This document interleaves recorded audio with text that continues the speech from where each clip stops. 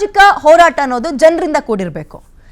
ಆ ಜಂತರ್ ಮಂತರ್ನಲ್ಲಿ ಎಷ್ಟು ಜನ ಸೇರ್ತಾ ಇದ್ದಾರೆ, ಪೊಲಿಟಿಕಲ್ ಸೆಲೆಬ್ರಿಟೀಸ್ ಎಷ್ಟು ಜನ ಬಂದು ಹೋಗ್ತಾ ಇದ್ದಾರೆ.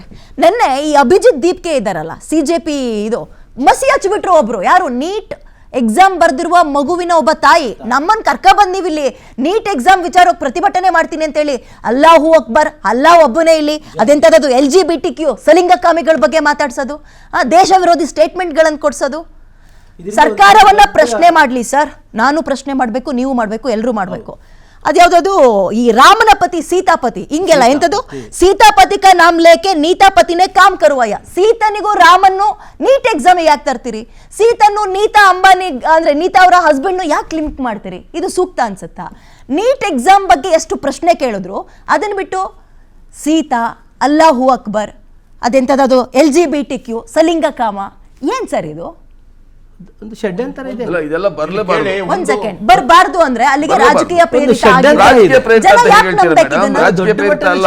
ಇದೆ, ದೊಡ್ಡ ಮಟ್ಟದ ಷಡ್ಯಂತ್ರ. ಯಾವ ಷಡ್ಯಂತ್ರ ಹೇಳಿ ವಕೀಲರೇ, ದಯಮಾಡಿ ಹೇಳಿ. ನಿಮ್ ಟೈಮ್ ಕೊಟ್ಟೆ. ಷಡ್ಯಂತ್ರ ಇದೆ ಅಂತ ಆಸ್ಪದ ಯಾಕೆ ಮಾಡ್ಕೊಡ್ತಾ ಇದ್ರಿ? ಹೋಗ್ ಕೇಳಕ್ ಏನ್ ದಾಡಿ ಬಿಜೆಪಿಗೆ? ಅಬ್ಸಲ್ಯೂಟ್ಲಿ 21 ದಿನ ಒಬ್ಬ ಉಪವಾಸ ಸತ್ಯಾಗ್ರಹವನ್ನ ಮಾಡ್ತಾ ಇದ್ದಾರೆ ರೀ. ಎಲ್ಲ ಏನ್ ಮಾತಾಡ್ತಾ ಇದಾರೆ ಗೊತ್ತಾ? ಅಂತ ಬ್ರಿಟಿಷರೇ ಉಪವಾಸಕ್ಕೆ ಮಣದ್ ಬಿಟ್ರು, ಈ ಬಿಜೆಪಿಗೆ ಆಗ್ತಾ ಇಲ್ವಲ್ಲ, ಇನ್ನೆಂತ ಮೊಂಡು ಸರ್ಕಾರ ಅಂತ ಕೇಳ್ತಾ ಇದ್ದಾರೆ. ಅಬ್ಸಲ್ಯೂಟ್ಲಿ ವಿದ್ಯಾ, ತಾವು ಕೇಳ್ತಾ ಇರೋದು ಸರಿ ಇದೆ.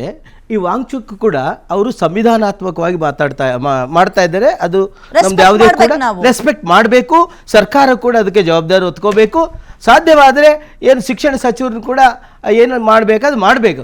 ಆದರೆ ಇದ್ರ ಹಿಂದೆ ಸ್ವಲ್ಪ ಮಟ್ಟಿಗೆ ನಾವು ಏನಾದರೂ ನೋಡೋದಾದ್ರೆ ಬಹಳ ದೊಡ್ಡ ಮಟ್ಟದ ಷಡ್ಯಂತರ ಇದೆ ಅಂತ ನಮಗೆ ಬಹಳ ಸ್ಪಷ್ಟವಾಗಿ ಬಹಳ ಸ್ಪಷ್ಟವಾಗಿ ನೋಡಿ.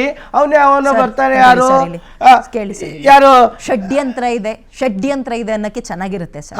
ಆ ಷಡ್ಯಂತ್ರ ಏನು ಅಂತ ಹೇಳಿ, ಆ ಷಡ್ಯಂತ್ರಕ್ಕೆ ಅವಕಾಶ ಮಾಡ್ಕೊಡ್ಬೇಡ್ರಿ. ಹೋಗ್ರಿ, ಏನಾಯ್ತಪ್ಪ ಅಂತ ಕೇಳ್ರಿ. ಅಟ್ಲೀಸ್ಟ್ ಕೇಳಲಿಲ್ಲ ಅಂದ್ರೆ ಏನಂತಾರೆ ಹೇಳಿ? ದಿಮಾಕ ಅಷ್ಟು ದರ್ಪನ ಅಧಿಕಾರಕ್ಕೆ ಬಂದ್ಬಿಟ್ಟಿವಿ, ನಮ್ಮನ್ನ ಯಾರು ಏನು ಕೇಳಕ್ಕಾಗಲ್ಲ ಅಂತ. ಈ ಪ್ರಶ್ನೆಗೆಲ್ಲ ಉತ್ತರ ಕೊಡೋದಕ್ಕೆ ನಾನು ಬಿಜೆಪಿಯ ವಕ್ತಾರ ಅಲ್ಲ, ನಂಬರ್ 1. ಸೊ ಅಬ್ಸಲ್ಯೂಟ್ ಒಬ್ಬ ವಕೀಲರಾಗಿ ತುಂಬಾ ಸುಲಭವಾಗಿ ಈ ವಿಚಾರದಲ್ಲಿ ಹೇಳ್ಬೋದು ಸರ್.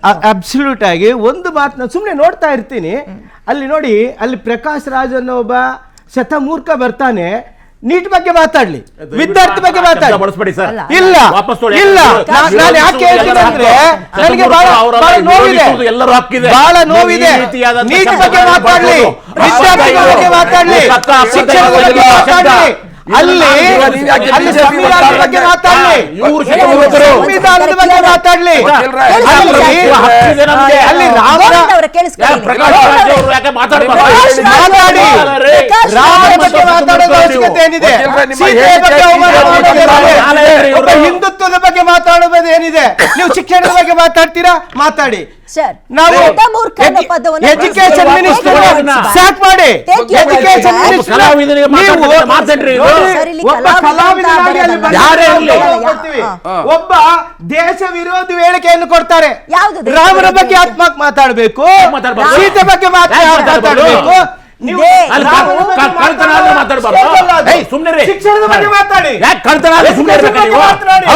ಸೆಂಟ್ರಲ್ ಗವರ್ಮೆಂಟ್ ಬಗ್ಗೆ ಮಾತಾಡಿ, ಶಿಕ್ಷಣ ಸಚಿವರು ರಾಜೀನಾಮೆ ಕೇಳಿ, ಬೇರೆ ಮಾತಿಲ್ಲ. ಆದರೆ ಅಲ್ಲಿ ಷಡ್ಯಂತ್ರ ಏನ್ ನಡೀತಾ ಇದೆ? ಸೀತಾ ಮಾತೆಯ ಬಗ್ಗೆ ಮಾತಾಡ್ತೀರಾ, ಅದು ಸಲಿಂಗ ಕಾಮಿಗಳ ಬಗ್ಗೆ ಮಾತಾಡ್ತೀರಾ? ಅದನ್ನ ಕೇಳೋಣ. ವೇದಿಕೆ ಅಂತದ್ದು ಯಾವ್ದು ಅದನ್ನ ಬಳಸ್ಕೊಳ್ಳಿ. ಬಟ್ ಪ್ರಕಾಶ್ ರಾಜ್ ಹೇಳ್ತೀನಿ, ಬರ್ತಾರೆ. ಅವರು ಕಳೆದ ಬಾರಿ ವಿಚಾರಗಳನ್ನ ನೋಡಿ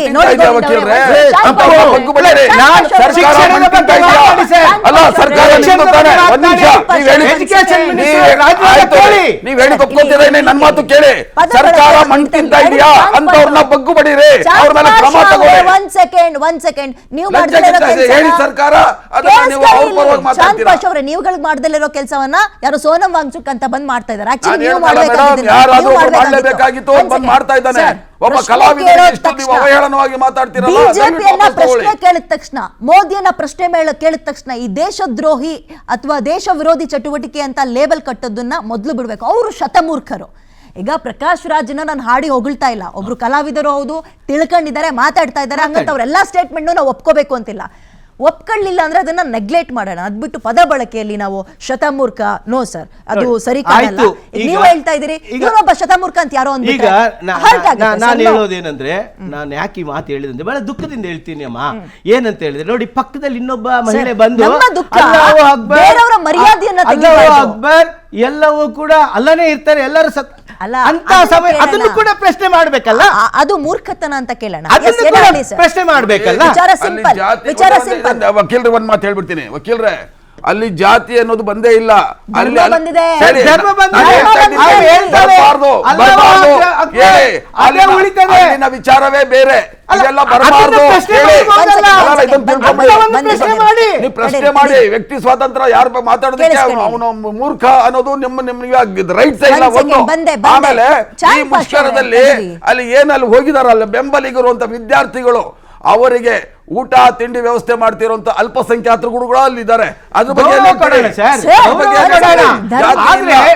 ಈ ಹೋರಾಟಕ್ಕೆ ಎಲ್ಲಾ ಧರ್ಮದವರು ಕೈ ಜೋಡಿಸಿದ್ದಾರೆ. ಕೇಳಿಸ್ಕೊಳ್ಳಿ, ನೀವ್ ಯಾಕೆ ಅಲ್ಪಸಂಖ್ಯಾತರು ಅಂತ ಅಲ್ಲ ಅಲ್ಲ ಹೇಳಿದವರು ಅಲ್ಲಾಹು ಅಕ್ಬರ್ ಅನ್ನೋದು ಅಲ್ಲಿನ ಅಲ್ಲಿ ಅವಶ್ಯಕತೆ ಇಲ್ಲ, ಸೀತಾ ಮಾತೆ ರಾಮಂದು ಅವಶ್ಯಕತೆ ಇಲ್ಲ, ಸಲಿಂಗ ಕಾಮಿದ ಅವಶ್ಯಕತೆ ಇಲ್ಲ. ಇದು ಯಾಕೆ ಬಿಜೆಪಿಯ ಷಡ್ಯಂತ್ರವಾಗಿರಬಾರದು? ಇದು ಯಾಕೆ ಬಿಜೆಪಿ ಷಡ್ಯಂತ್ರವಾಗಿರಬಾರದು? ಕೇಳಿ ಸರ್, ನನ್ನ ವಾದ ಇಷ್ಟ. ಅಲ್ಲ, ನೀವು ಇದು ಷಡ್ಯಂತ್ರ ಮಾತಾಡ್ತಿದ್ದೀರಿ, ಇದು ಷಡ್ಯಂತ್ರ. ಹೀಗಾಗಿ ಕೇಂದ್ರ ಸರ್ಕಾರ ಮಾಡಿರಬಹುದೇನೋ ಅಂತ. ಯಾಕಂದ್ರೆ ದೊಡ್ಡ ಷಡ್ಯಂತ್ರ, ದೊಡ್ಡ ಷಡ್ಯಂತ್ರ ಯಾವುದು ಹೇಳಿ? ಎಷ್ಟು ಜನ ಯಾವುದು ದೊಡ್ಡ ಷಡ್ಯಂತ್ರ ಅಂತ ಬಿಡಿಸಿ ಹೇಳಿ. ಸಿಂಪಲ್ ಆಯ್ತು, ತಡೀರಿ ಬಂದೆ ನೋಡಿ ಸರ್.